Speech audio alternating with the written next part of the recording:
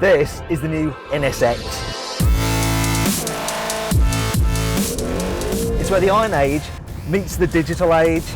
This is a petrol-electric hybrid super sports car which gives a glimpse of the future, but with one foot still reassuringly in the past. But actually, we've been here before. 1989, what a year.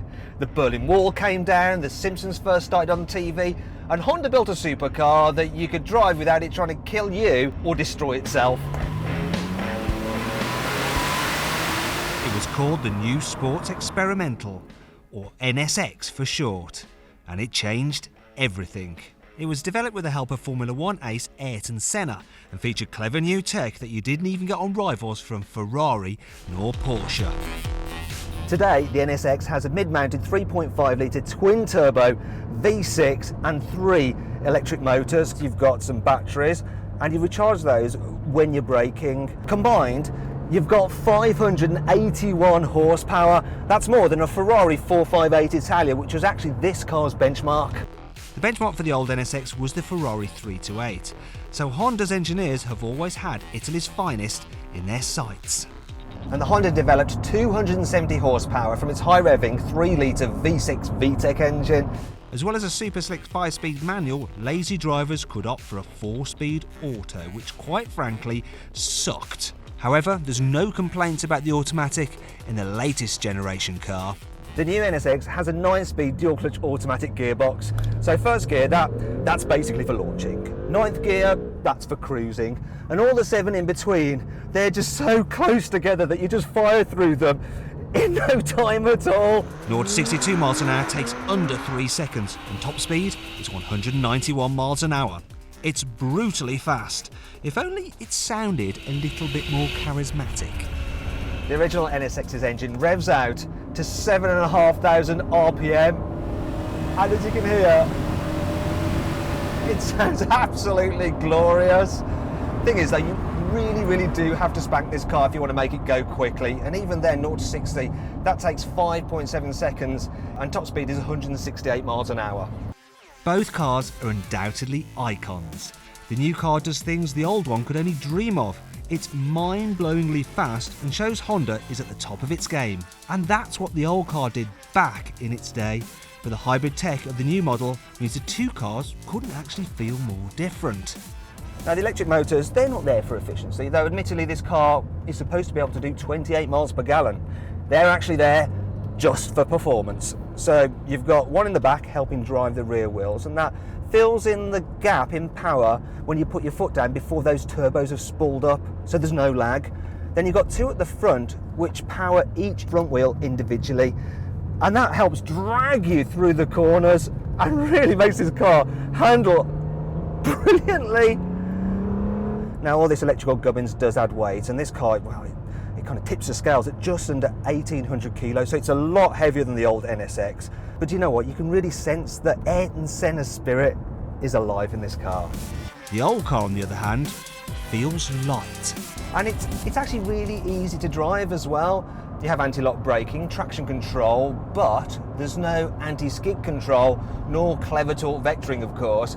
And so, yeah, you need to have some skills if you're going to keep up with a modern hot hatch on a twisty road, otherwise you're going to find yourself exiting the road backwards. But you know, that's kind of what makes this car just so rewarding to drive. Driving the new NSX is also a buzz, but of a different sort. So the pedals, they're not connected to the brakes nor the engine. You are effectively flying by wire. But even though everything's computer controlled, this thing, I mean, it feels completely natural. It really is genuine good fun. You've got various driving modes to suit your needs, and if you want to, you can turn the ESP off so you can dick around and have some fun. Or you can put the car in EV mode and drive away silently at night so you don't disturb your neighbours. Visually, the new car lacks originality. The design is a sort of amalgamation of other supercars. It's a similar story on the inside, though as I hit the road in a left-hand drive car, it did grow on me. Here on the inside, the car doesn't feel quite so space age, so it's generally nice to sit in, but there are a few cheap bits of plastic about the place. An Audi R8 V10 does feel posher to sit in. Also, you haven't got any cup holders, though at least there's a boot which you can fit some golf clubs in. Though really, I mean, who cares about that? This car, it's absolutely brilliant on the track. Yet it's also excellent out here on the road. It's surprisingly comfy, and the visibility is really good for a supercar as well. This is definitely a car that you can live with every day. But then so was the original, and even now, it leaves an impression. This must have been an absolute revelation back in 1990. You hop out of a Ferrari, you've been sweating loads, it's absolutely tiring, you almost killed yourself 3 times. You jump in this NSX and you can drive it pretty much like a Civic. It's comfortable, it all just works, shouldn't break down on you, and it absolutely flies. What a gem of a car. So then, the new NSX has a lot to live up to, but if you forget about nostalgia, really, it's no contest. And out here, on the road as well as on the track, this new NSX, it just smashes the old car. Now at £138,000, it is rather expensive. For that you could have an Audi R8 V10 Plus or a Porsche 911 Turbo with some options. But those cars, to be frank, they feel a little bit old hat compared to this thing. I mean, this is not just a modern super sports car, this is the next generation of super sports car. You see, just like the original, this new NSX rewrites the rulebook for its class. Honda has done it again.